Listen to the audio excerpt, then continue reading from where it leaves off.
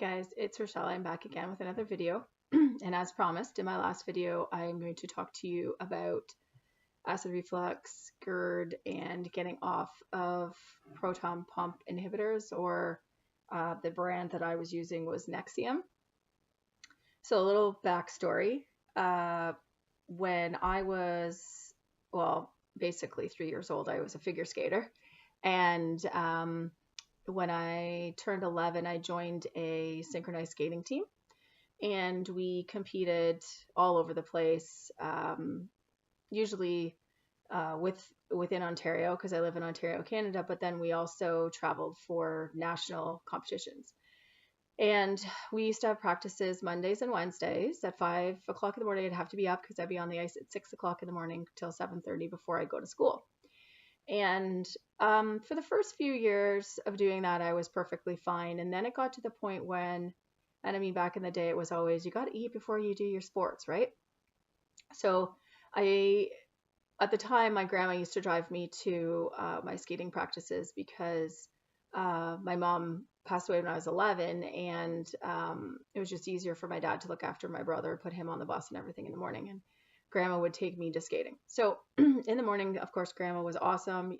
What would you like for breakfast? Or well, let's have a nice balanced breakfast before you have your skating practice. And sometimes it was muffins, sometimes oatmeal, cereal, fruit, whatever. And it got to the point that no matter what I ate, I had heartburn. And like, not just little heartburn, like burning heartburn. And I even tried Jell-O at one point desperately just to have something in my stomach, and that gave me heartburn. So at the time, again, I knew nothing about health. So I would sometimes go to practice not eating because my stomach felt so bad, or I'd get pain. Finally, it went on long enough, and we went into the doctor, and they prescribed me, obviously, some sort of Nexium. I think it was called Losec at the time was what I was taking. It was a little pink pill. And that helped tremendously. I could eat anything I wanted. The heartburn went away. Life was good. So I'm going to say I was probably about 16 when I started taking those. Flash forward to the fact that I'm 41 now, and only in the last 2 years have I stopped taking it. I took it thinking that this is what I had, that, this was improving the quality of my life. I was, I could pretty much eat anything. But the problem was that I was still having like intolerances or food sensitivities to different things. And so a couple years ago, I started off this journey of, changing my health, and I started Gerson therapy. And if you don't know what Gerson therapy is, you can just Google it. It'll come up. Basically, you're doing lots of fruits, veggies. Usually you're doing lots of juicing and coffee enemas. So that's how I learned to do the coffee enemas, which I still do every single day. And that actually made my heartburn worse, which was funny because I was like, I'm trying to heal myself. I'm on all these medications that are masking all of these symptoms that I'm having. Maybe I should start getting off some of this stuff. So I started with, I figured the lesser of two evils between prednisone and Nexium was the Nexium. So let's try to get off that. So I read sort of how to do it, and I tapered down my dose a little bit, and that just made it like, it was like we woke the angry beast, basically. It just made my heartburn awful. So, and I fiddled around with it for a little bit, and then finally I was like, this is stupid, I'm just stopping it. So I stopped it one day, and I paid the price. I remember being at least a couple weeks, if not 3 weeks, of just, what was I thinking? What am I doing? So I read a whole bunch of articles about how to do it. And so I wanted to share sort of some of the things that I researched. I did copy down some notes so that I could share with you. I'm sure that if you're looking at getting off of this, you've done that yourself, but just highlights for people that haven't done that.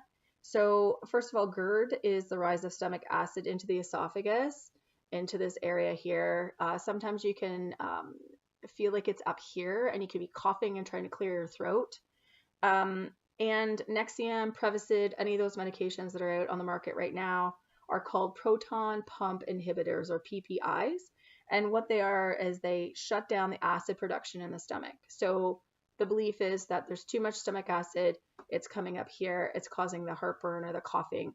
We need to get rid of that acid. But the dangers of taking this medication, and again, I was a kid, I didn't know any better. I've just copied down a few that were highlights for me that I thought kind of fit with what I was feeling at the time of why I wanted to get off the medication. So number one, it's linked to chronic kidney disease and dementia. That makes sense because my kidneys didn't filter for years. And if you've watched any of my other videos, you know that the only reason or the only way I got my kidneys to filter was through dry fasting. And it actually says it's a 20 to 50% increase if you take the PPIs in getting kidney disease. It causes magnesium deficiency. Again, something I'm deficient in. Increased instances of pneumonia. I did get pneumonia many times, and I was like, I've never gotten pneumonia before in my life. Why do I keep getting this? Now I am asthmatic, so I thought maybe there's a correlation there, which there probably is. But it was interesting that came up in my research as well. Weakened bones. And again, because I was on prednisone, it was like a double whammy. I was taking the prednisone and I was also taking the Nexium. So both were causing my bones to be brittle. They shut off acid in the stomach, and there's no acid to fight infections or bacterial infections in the gut. So as we know, our second brain is in our gut. And if you're getting colds all the time and sick all the time, there's no stomach acid down there to kill those bugs. You need acid down there, to break down your food and digest your food properly, but you also need it to kill the things that aren't supposed to be in your body. So when I decided to get off of it, like I said, I tapered down a bit and then I just went cold turkey because it wasn't working. I wouldn't suggest that you do that. Again, talk to your doctor, figure out, this is just my journey and what I did to heal myself. So when I first got off of it, I'm not going to lie, the heartburn came back with a vengeance. Like I said, it was like a sleeping dragon that we just woke up. And the acid, it's right because you've shut down all that acid. And now your body is like, wait a second, I'm now going back and I need to now create this acid. So when you stop stomach acid, the mechanism goes back on when you stop it on like hyper overdrive, like it is producing way too much acid because it's been inhibited for so long, right? It takes about 2 to 3 weeks for it to kind of even out. I found about 3 weeks was where I was at. And how did I heal it? I know that's why you're here. So how did I heal this? It was many different things that all together helped me get over it. I don't know if that makes sense. So the number one thing is the tapering down. Then I ate foods that didn't contribute to heartburn. So if I already knew that chocolate was a trigger for me, chocolate's a trigger for me, peanut butter is a trigger for me, coffee sometimes and not often. I don't drink coffee very much anymore. But those two for sure, I stayed away from them because I knew they create heartburn in me already. I wasn't going to try to eat them during that time. Apple cider vinegar. So apple cider vinegar in some water, or you can just drink it straight and then chase with water. It's up to you, whichever way you want it. But I actually found the apple cider vinegar did help a little bit. But I found that just white vinegar did the same sort of trick. And then when the white vinegar didn't work anymore, or the vinegar didn't work anymore, baking soda was my savior, and to this day still is. I suggest baking soda and water to anyone who is having just heartburn here and there. It's like a fire and you're throwing that wet blanket on it. That's what it feels like. So you drink it down.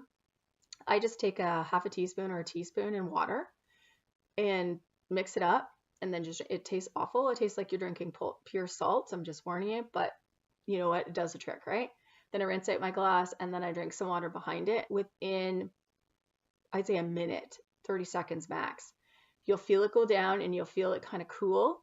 Often you will burp, and it will be like a burp that's like how do I explain it? You're getting rid of the fire. Like it's extinguished the fire. And so I would do that whenever I needed. And then later on, once I'd healed a little bit more, I started adding in some HCl, which is hydrochloric, like it's the acid that your stomach needs to digest your foods and all that kind of stuff. But I didn't do that right away. I was trying to just let my body reset itself and allow it to go back to its natural state. And then I was going to problem solve from there. So I didn't just assume that, oh, I need to throw all this stuff in, because that would be overwhelming. And then other people have suggested probiotics once you get back up, again, because you've killed all the acid and you probably have bugs down there that shouldn't be down there. Probiotics are good to have down there to regulate your gut microbiome and put it back to its like natural state. I find probiotics are hit or miss with me. Sometimes they make me better, sometimes they make me worse. That I'm still working on. But that is how I got down. So apple cider vinegar or vinegar, and don't take them together, because if you remember your childhood experiments when you were doing science, when you're making those volcanoes, put them both together, they erupt, right? So I wouldn't be taking them both at the same time. Like maybe if you're finding the vinegar, apple cider vinegar is working for you, fantastic, take that. That will also help raise the acid in your stomach too. But baking soda to me was the thing that worked the best. And once you kind of ride out the storm, it gets better. And again, check with your doctor. If you are on a, if you have something that you shouldn't be getting off of this medication, then obviously that needs to be discussed. I was feeling like it was making me worse. And in fact, it was. It really wasn't helping. I haven't had heartburn now, I don't know, in a year and a half probably, since it finally got regulated and healed. I, from time to time, might get an upset stomach. So then I'll just go do the baking soda and water and it's gone. It is amazing. And baking soda is also really alkaline. So it's very good to help to balance your system if you're very acidic. There's lots of things if you go Google or YouTube about baking soda and how it can help your health and improve your health. So anyways, that's just what I thought I'd discuss today, and hopefully some of that information is helpful to you. Anyways, I'm going to end off this video. My little friend is sitting here sleeping beside me, you know, keeping me safe, making sure that I'm okay. But enjoy your day, enjoy the sunshine, be present, and be kind to one another. Have a good day. Bye.